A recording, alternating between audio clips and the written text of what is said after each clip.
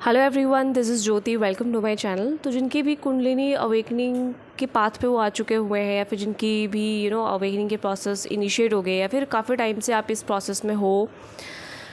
तो ये पाथ आपको बहुत ज़्यादा सफ़रिंग से भरा हुआ लग सकता है। और सफ़रिंग से भरा हुआ तभी लगता है जब आप एक तो आपको कुछ भी नॉलेज ना हो इस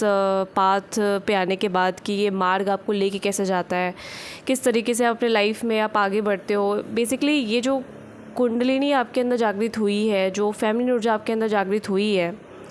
जो शक्ति आपके अंदर जागृत हुई है, वो अल्टीमेटली उस कॉन्शियसनेस, उस प्योर कॉन्शियसनेस में टैप इन करना चाहती है, उससे वो यूनियन करना चाहती है। शक्ति यानी कि जो अपनी अवेयरनेस, जो हमारा अवेयरनेस का लेवल होता है ना, वो डिफरेंट जैसे जैसे वो हाइटेंड होता चला जाता है, वैसे वैसे हमारी जो अवेयरनेस है वो और भी ज़्यादा प्रिसाइज़ होने लग जाती है। मतलब हम बहुत ही बारीकी से हर एक इंटेंशंस के पीछे, मतलब उनके क्या इरादे हैं, कैसे चीज़ें वर्क कर रही हैं, ये मैट्रिक्स, ये जो माया है वो वर्क कैसे कर रही है, लोगों का बिहेवियर करने के पीछे का रियल मकसद क्या है, वो सब आपको समझ में आने लग जाता है। बिकॉज़ अब आपकी अवेयरनेस बहुत ही ज़्यादा डीप होती जा रही है। तो शक्ति यानी कि वो खुद को ट्रांसफॉर्म करते हुए, जो ऊर्जा है अपने आप को ट्रांसफॉर्म करते हुए फाइनली वो जो शिवा है, यानी कि जो जिसको हम शिवा जो तत्व बोलते हैं, शिव तत्व जो बोलते हैं, यानी कि जो प्योर अवेयरनेस है, जो प्योर कॉन्शियसनेस है, उसमें जो शुद्ध चेतना है, उसमें हम टैप इन कर जाते हैं और फाइनली उस शून्य से मिल जाते हैं। जिस शून्य में जाने के बाद हम जो अब तक अपनी जिस आइडेंटिटी को लेकर के जी रहे थे, जो इंडिविजुअलिटी जो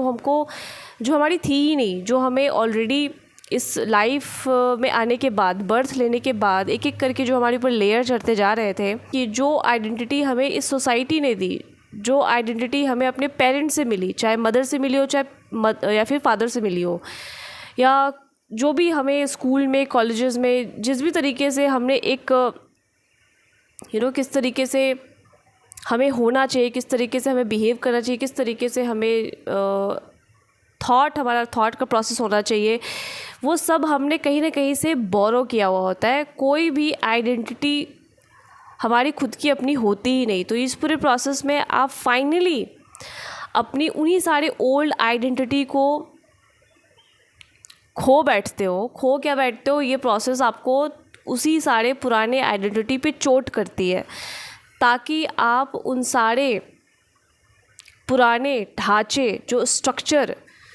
जिसको लेकर के अभी तक आप जी रहे हो, वो सब ब्रेक हो और आपके अंदर कुछ नया क्रिएट हो, जो एक्चुअल में आपके ट्रू सेल्फ, आपके उसी हायर सेल्फ से आता हो। यानी कि जो लाइफ आपको अभी इस कुंडलिनी जागरण होने के बाद जिस दिशा में आपको मोड़ी जाती है, जो लाइफ आपको मोड़ती है, बेसिकली वो आपको उस डायरेक्शन में लेके जाना चाहती है जो आपके एकदम प्योर बीइंग, आपका जो रियल जो चेतना है, उससे वो डिराइव होती हो, ना कि वो आइडेंटिटी से जो एक्चुअल में आपको इस समाज से मिली हुई हो, या फिर जो वही सड़े गले स्ट्रक्चर जो अभी तक आप देखते आए हो, उसको आपने जो बोरो किया था, उसी को आपने जो अपने अंदर आत्मसात किया हुआ था, जिसको लेकर के आप अभी तक चल रहे थे, वो सब ये ब्रेक करती है। तो सफ़रिंग किसको होती है इस पूरे पाथ में? सफ़रिंग उसी को होती है जिसको एकदम ही नॉलेज नहीं है, यानी कि वो अभी जस्ट नया नया आया है इस पूरे पाथ पे। और क्या होता है कि फर्स्ट स्टेज में जनरली क्या होता है कि आपकी जो पूरी जो लाइफ है ना, वो एकदम तितर बितर हो जाती है, मतलब एकदम टूट के बिखर जाती है। कुछ भी जो आप जिससे भी अटैच थे काफ़ी टाइम से, चाहे कोई रिलेशनशिप हो, चाहे कोई भी एक बड़े लेवल का अटैचमेंट हो, या किसी करियर से अटैचमेंट, या फिर कुछ भी जिसके सहारे अभी तक आप लाइफ को चला रहे थे, वो सब ब्रेक हो जाता है, वो सब टूट जाता है, वो सब हटता है, वो सब डिस्ट्रॉय हो जाता है। तो पहले स्टेज में तो आपकी लाइफ ऐसी लगेगी कि आपकी लाइफ बहुत ज़्यादा सफ़रिंग से भरी हुई है, बहुत ज़्यादा अप्स एंड डाउन्स आ रहे हैं, कुछ भी क्लियर नज़र नहीं आ रहा कि लाइफ जा कहाँ रही है, एंड यू फील एकदम लॉस्ट वाला स्टेज वो होता है। तो यहाँ पर आपको करना क्या होता है, ये जो आपके अंदर जो ऊर्जा जागृत हुई है, ये आपको अब अपनी तरीके से, क्योंकि उससे ज़्यादा अच्छे से पता है कि आपको किस मार्ग से लेके जाना है, जिससे कि आपकी वो सारी ओल्ड वर्जन्स, वो सारे ओल्ड आइडेंटिटीज़ जो आपको आपकी फैमिली से मिली है, आपको आपके सोसाइटी से मिली हुई है, ठीक है, वो सब आपका ब्रेक हो। और ना सिर्फ ब्रेक हो, जिसको हम ईगो डेथ बोलते हैं, ठीक है, जो हमारा अहंकार, जो हमारा बिलीफ, जो एक वही पुराने ढर्रे पे जो हम अपनी लाइफ को बिताते आए हैं, वो सारा ब्रेक हो और आप उस रियल अवेयरनेस को प्राप्त करो। तो ये चूँकि हम स्टार्टिंग में हमको आता नहीं सरेंडर करना, कि हम सरेंडर कैसे करें, सरेंडर कैसे कर सकते हैं। कई बार हमको लगता है कि हमने सरेंडर कर दिया, बट एक्चुअल में वो सरेंडर होता नहीं। हम तब भी अपना बहुत ज़्यादा बिना किसी वजह के अपना दिमाग, अपना फिर से वही पुराना ईगो, मतलब कि हमें अपने हिसाब से करना होगा, अपने हिसाब से कंट्रोल करना होगा, वो सब हम लगा रहे होते हैं। जिसकी वजह से जितना ज़्यादा आप अकड़े रहोगे ना, बहुत ज़्यादा अकड़ू बनोगे कि नहीं मेरे हिसाब से चीज़ें होनी चाहिए, तो उतना ही ज़्यादा आप सफ़र करोगे। क्योंकि जो सफ़रिंग आपको हो रही है वो इसलिए नहीं हो रही कि ये पाथ में आप आ गए हो और इस वजह से आपको ये सफ़रिंग दी जा रही है, इस वजह से आप बहुत जगल कर रहे हो अपने लाइफ में, बल्कि इसलिए आप जगल करते हो, बहुत ज़्यादा फ्रस्ट्रेटेड रहते हो, क्योंकि आप झुकना ही नहीं चाहते। क्योंकि ये जो पाथ है, ये जो शक्ति है, ये जो आपके अंदर कुंडलिनी जो माँ है, जो माँ आदि शक्ति है, जो आपके अंदर जागृत होती है, वो आपसे संपूर्ण समर्पण मांगती है। आप समर्पण करोगे, समर्पित रहोगे, तभी वो सही जो गाइडेंस है, जिस गाइडेंस के तहत आपको आगे बढ़ना है, जिस गाइडेंस के तहत आपको एक्शंस लेने हैं, वो आपको क्लैरिटी आती है। अदरवाइज़ क्या होता है कि आप ज़बरदस्ती का अपने अकॉर्डिंग या फिर अपने तरीके से जो आप इस मार्ग में चीज़ों को मोड़ना चाहते हो, वो आप करोगे, और उसकी वजह से कई बार होता है हमारे सिस्टम में, हमारी बॉडी में कई ऐसे सिम्टम्स दिखने लग जाते हैं, जिसकी वजह से कई बार हम हेल्थ इश्यूज़ भी फेस करते हैं,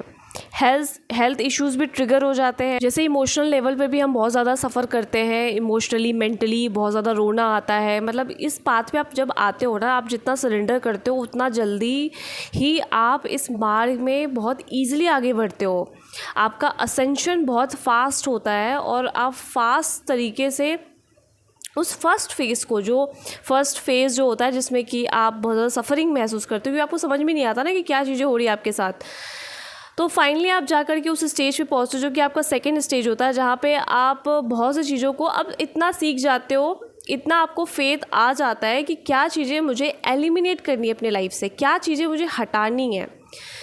क्योंकि उस वक्त तक, उस सेकंड स्टेज तक पहुँचते पहुँचते हमारे लगभग उतने, मतलब ऐसा कह सकते हैं कि 40% ईगो हमारा डेथ हो ही चुका होता है, कि नाउ यू कैन अंडरस्टैंड कि क्या चीज़ें अब मुझे सर्व नहीं कर रही, क्या चीज़ें अब मेरे साथ अलाइंड नहीं है मेरे इस मार्ग में। क्योंकि ये जो ऊर्जा आपके अंदर जागृत हुई है, जो मदर है, जो कुंडलिनी मदर है, जो कुंडलिनी माँ है, वो आपको उस डायरेक्शन से लेके जाती है जिस डायरेक्शन से वो उस प्योर कॉन्शियसनेस के साथ यूनियन कर पाए। तो उसको ज़्यादा से ज़्यादा अच्छे से पता है कि कौन सी हीलिंग, कौन से ऐसे बिलीफ है जो पहले आपके ब्रेक होने चाहिए, कौन सी चीज़ें हैं जो, मतलब कौन से ऐसे लेसन्स हैं जो पहले आपको देने हैं, वो ज़्यादा इम्पॉर्टेंट है। तो वो अपने इंटेलिजेंस के हिसाब से आपके लिए एक नया मार्ग क्रिएट करके देती है।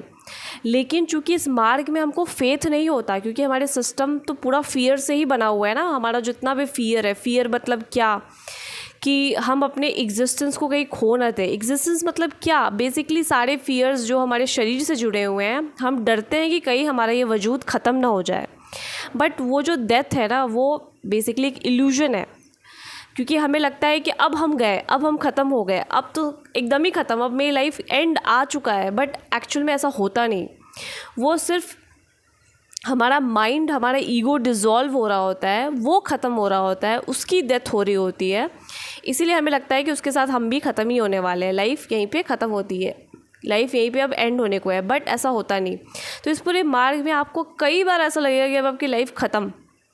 क्योंकि आपको आगे का मार्ग नहीं दिखता। इस पूरे पाथ पे आपको कभी भी आगे क्या होने वाला है, आप आगे क्या रिसीव करने वाले हो, वो आप नहीं पता लगा सकते। बट क्या चीज़ें आपको हटानी है, क्या चीज़ें अब आपको इस मार्ग में सहायक नहीं बन रही हैं। अगर आप उसको ज़बरदस्ती पकड़ के रखोगे भी ना, तब भी ये जो ऊर्जा है, जो प्राण ऊर्जा आपके अंदर जागृत हुई है, कुंडली शक्ति जो आपके अंदर जागृत हुई है, वो उसको छुड़वा ही देगी। लेकिन वही होता है ना कि आप पहले उसको छोड़ोगे तो ज़्यादा इजी पड़ता है, ज़्यादा आपके लिए नॉर्मल होता है चीज़ों को अरेंज करना, आगे जाके मैनेज करना। बट जब वो साइकिल बहुत हार्श कर देती है, यानी कि जब बहुत ही हार्श साइकिल में आप चले जाते हो, तब जा कर के आप वही काम करते हो जो शायद आपको पहले ही कर लेना चाहिए था। तब जा कर के आप वही डिसीजन लेते हो जो शायद आपको पहले वो डिसीजन ले लेना चाहिए था, जो आपका इंट्यूशन आपको कब से गाइड कर रहा था। तो जब आप वो एक्शंस नहीं लेते समय रहते, तो साइकिल आपकी हार्श कर दी जाती है, और भी ज़्यादा हार्श हो जाती है, ताकि फाइनली आप थक हार के झुको और झुक करके वही डिसीजन लो जो आपको कब से कहा जा रहा था ये एक्शन लेने के लिए। बट आप जस्ट बिकॉज अपने डर की वजह से कि कहीं आप कुछ खो ना दो, खोओगे तो बहुत कुछ आप, बट वही चीज़ें आप खोओगे जो एक्चुअल में आपको इस मार्ग में आगे लेकर जाने में मदद करती ही नहीं है। वही सारी चीज़ें आपके पीछे छूटेंगी। इसका मतलब ये नहीं है कि लोग ख़राब हैं या लोग बुरे हैं, जस्ट बिकॉज़ आपके अंदर जो पैटर्न है, जो साइकिल्स, जो भी कार्मिक पैटर्न हो गया, या फिर आपकी जो भी ओल्ड आइडेंटिटी से जो आप फंक्शन कर रहे हो, जो भी आपके ईगो है, जो भी आपके नेगेटिव बिलीफ है, वो सारी चीज़ें आपकी तोड़ती है, पहले ब्रेक करती है, तभी जा कर के आप उस अवेयरनेस को प्राप्त कर पाते हो। क्योंकि जब तक आप लोगों से या फिर उस तरीके की परिस्थितियों से आप डिटैच नहीं होते, तब तक आप उस अवेयरनेस से देख ही नहीं सकते कि कौन से लोग मेरे लाइफ में सही थे, कौन से लोग मेरे लाइफ में गलत है। जब तक आप वो डिस्टेंस मेंटेन नहीं होता, जो भी आप जिसको भी अपने लाइफ में एंटरटेन कर रहे हो, या फिर जिस भी परिस्थितियों को आप अपने लाइफ में एंटरटेन कर रहे हो, तो सफ़रिंग होती है। सफ़रिंग सिर्फ उन्हीं लोगों को होती है जो झुकने को रेडी नहीं है, जो अपने उस इंट्यूशन को फॉलो करने को रेडी नहीं है, जो अपने उस इंट्यूशन पे एक्शन लेने को रेडी नहीं है। तो वो क्या करते हैं कि वो सफ़र होते रहते हैं। उनको लगता है कि अब तो सब कुछ अप्स एंड डाउन हो गया है, सब ख़त्म हो गया है। इस वजह से वो बहुत ज़्यादा डाउट करते हैं, और इस पाथ पे भी उनको डाउट होता है, और जो रियलिटी है उनको बहुत ज़्यादा सच लगता है। जबकि वो जो रियलिटी है अब वो आप क्रिएट नहीं कर रहे, वो रियलिटी आपके लिए क्रिएट की जा रही है, ताकि आपके अंदर की वो सारे जो पैटर्न्स हैं ना, वो सब ब्रेक हो। फाइनली आप वो स्टेप लो, वो एक्शन लो, वो रिएक्शन दिखाओ, जो रिएक्शन से वो साइकिल ब्रेक होती है, जो शायद अब तक वो एक्शंस आप ले ही नहीं रहे थे because of the fear, because of वही सेम फियर वाली आइडेंटिटी से जो आप ऑपरेट करते हो, और न्यू वर्जन में जाने के लिए आप रेजिस्ट करते हो। बिकॉज न्यू वर्जन में टैप इन करने के लिए आपको वो सभी एक्शंस लेने होते हैं जो आपको आपके फियर से आगे जाने को कहते हैं, ओवरकम करने को कहते हैं आपके फियर को। तो ये जो पाथ है सफ़रिंग से भरा हुआ सिर्फ इनिशियल स्टेजेस में होता है, क्योंकि कई लोगों को पता नहीं होता कि सरेंडर करते कैसे हैं। और वैसे इस वीडियो के डिस्क्रिप्शन बॉक्स में एक मेरा पुराना वीडियो, प्रीवियस वीडियो है, उसका मैं लिंक इसमें पिन कर दूंगी। आप उस वीडियो को देख लेना कि सरेंडर कैसे करते हैं। उस वीडियो के लास्ट में मैंने बताया हुआ है कि सरेंडर एक्चुअल में आपको करना कैसे है। उसी तरीके से आपको सरेंडरिंग प्रैक्टिस करनी है डेली बेसिस पे, या फिर वेर एवर यू फील कि मुझे कुछ आगे नहीं दिखाई दे रहा, तो आपको वही प्रेयर करनी है। बिल्कुल वो प्रेयर करना है। जैसे ही वो आप प्रेयर करोगे ना, आपको वो सारे मार्ग जो आपके लिए जो एकदम क्लियर हो जाएंगे, जो ये मदर जो अर्थ है, या फिर जिसको हम बोल सकते हैं माँ आदि शक्ति, या जो एक कुंडलिनी मदर है, वो आपके लिए वो सारे क्लैरिटी आपको प्रदान करती है। लेकिन क्लैरिटी तभी आती है जब आप उन सारे फियर्स के परे जाने के लिए रेडी होते हो, झुकने को रेडी होते हो, जब आप डिटैच होने को रेडी होते हो, जब आप फियर के आगे जाने के लिए रेडी होते हो, तो वैसे ही आपको वो क्लैरिटी प्रदान की जाती है, और उन सारे चीज़ों को छोड़ने को रेडी होते हो जो एक्चुअल में अब आपके लिए बिल्कुल भी वर्क नहीं करने वाले। चाहे वो कोई प्लेस हो, चाहे वो कुछ लोग हो जो आपके लाइफ में किसी भी तरीके से अब इवॉल्व नहीं होने वाले, वो कहीं से भी चेंज नहीं होने वाले। बट अल्टीमेटली चूँकि आपको ग्रोथ पानी है स्पिरिचुअली भी, और हर तरीके से इस लाइफ में 360 डिग्री आपको आगे बढ़ना है, तो ऑब्वियस सी बात है आपको बहुत सी चीज़ों को आगे बढ़ने के लिए आपको उन सभी को पीछे छोड़ना पड़ता है। फिर हमारा थर्ड स्टेज आता है। थर्ड स्टेज तो एक्चुअली में वही होता है ऑलरेडी जो फर्स्ट स्टेज जिसमें कि आप ज़्यादा सफ़र करते हो, जिसमें कि आपको पता नहीं होता, लेकिन दूसरा जो स्टेज होता है जिसमें कि आप अल्टीमेटली आप सीख जाते हो कि क्या चीज़ें एलिमिनेट करनी है। वहाँ पे आप बहुत इंस्टेंट अब एलिमिनेट करना सीख जाते हो कि कोई भी चीज़ सर्व नहीं करी, हटाओ, ये सही नहीं लग रहा है, वो भी हटाओ। तो इस तरीके से आप सीख जाते हो कि आपको आगे बढ़ना कैसे है। एक फेथ, एक नेक्स्ट लेवल का आपको डेवलप हो जाता है आपके अंदर। लेकिन जो थर्ड स्टेज होती है जहाँ पर तो ये जो शक्ति है फाइनली जाकर के उस शिव तत्व से जाकर के यूनियन में आती है, यानी कि आप फाइनली उस कॉस्मोस के साथ, यानी कि इस पूरे एग्जिस्टेंस के साथ आप एक हो जाते हो, अलाइंड हो जाते हो। फिर वो जो डुअलिटी आपके अंदर थी ना, वो सब ख़त्म हो जाती है, आप वन हो जाते हो पूरे एग्जिस्टेंस के साथ। फिर तो उसके बाद आपके लिए लाइफ एकदम, मतलब आपके लिए कुछ भी ऐसा नहीं है जो इम्पॉसिबल हो। आप एकदम ऐसे ऊर्जा में आप टैप इन कर जाते हो, क्योंकि वही एक फाइनल स्टेज होता है जहाँ पे आपकी लास्ट जो आइडेंटिटी है, जिसको आप पकड़ के रखे रहते हो, वो फाइनली आपके हाथ से छूट जाता है। और वहीं पे जाकर के आपका फुल और फाइनल ईगो डेथ होता है। और तब जाकर के आप पूरे यूनिवर्स, पूरे इस कॉन्शियसनेस के साथ जो हर तरफ है उसके साथ आप एकाकार में आ जाते हो। एंड फाइनली वहाँ आपका फ़ियर फुल ख़त्म हो जाता है। वो फ़ियर जो अब तक जिससे आप डील करते आ रहे थे, और हर एक लेवल पे आप पैर आगे बढ़ाऊँ कि ना बढ़ाऊँ, आगे बढ़ाऊँ कि ना बढ़ाऊँ, ये आपके अंदर द्वंद्व रहता था, वो सारी द्वंद्व आपकी ख़त्म हो जाती है। फिर वहाँ से तो अलग ही आप एनलाइटेंड हो जाते हो, जिसको एनलाइटनमेंट बोलते हैं। फिर वहाँ पर आपकी एक नई लाइफ स्टार्ट होती है, जो कि आपको वहाँ जाने के बाद ही पता चलती है, क्योंकि जब तक वो चीज़ें आपको एक्सपीरियंस ना हो और तब तक वो चीज़ें आपको समझ में आने भी नहीं वाली। फिर उसके बाद तो सब कुछ ही खो जाता है, यानी कि आपकी जितनी भी आइडेंटिटी अब तक बनी थी, फुल एंड फाइनल लास्ट वहाँ पे ख़त्म हो जाती है। और फिर क्या रैशनल है, क्या इरेशनल है, सब खो जाता है। क्या सच है, क्या झूठ है, सब खो जाता है। फाइनली आप उस सत्य से आप कनेक्ट हो ही जाते हो। तो पूरे इस मार्ग में ना सफ़रिंग आपको तभी होती है जब आप झुकने को रेडी नहीं हो, अपने ईगो को झुकाने को रेडी नहीं हो।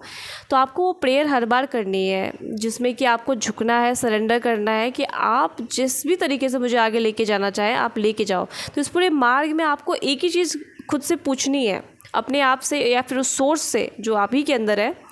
कि आखिर अंतिम सत्य क्या है, मुझे वहाँ तक पहुँचाओ। जब तक आप ये सवाल पूछते रहोगे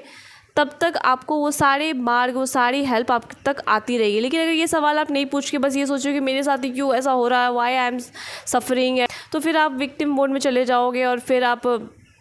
को लगेगा कि ये मार्ग में आप आ ही क्यों गए, क्यों आपको दे दिया गया। तो आपको ऐसा नहीं करना है, आपको हर बार ग्रैटिट्यूड पे करना है कि जिस भी लेवल पे आप हो अभी,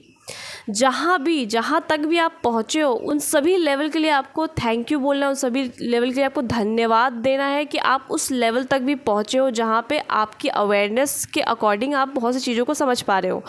तो आपको कभी भी किसी चीज़ के लिए कंप्लेन नहीं करना है, क्योंकि ये जो आपके अंदर जो कुंडलिनी मदर है ना, ये जो आदि शक्ति है,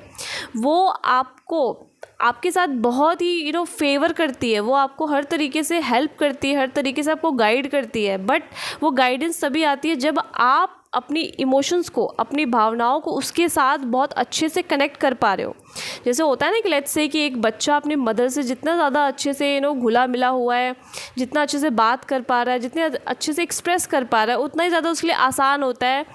मदर से कोई भी हेल्प लेने के लिए। जैसे हम अपनी मदर से कहते हैं ना कि मुझे ये खाना खाना है, तो माँ समझ जाती है कि चलो ठीक है, इसको भूख लगी है, ठीक है खा लो। जैसे फिर मदर को बोलो कि मम्मा प्लीज़ ये वाला काम कर दो ना, तो फिर वो भी हेल्प आपको मिल जाती है। तो बिल्कुल वैसे ही है, आप जितना ज़्यादा कनेक्शन अपना स्ट्रॉन्ग बना के रखोगे इस ऊर्जा से,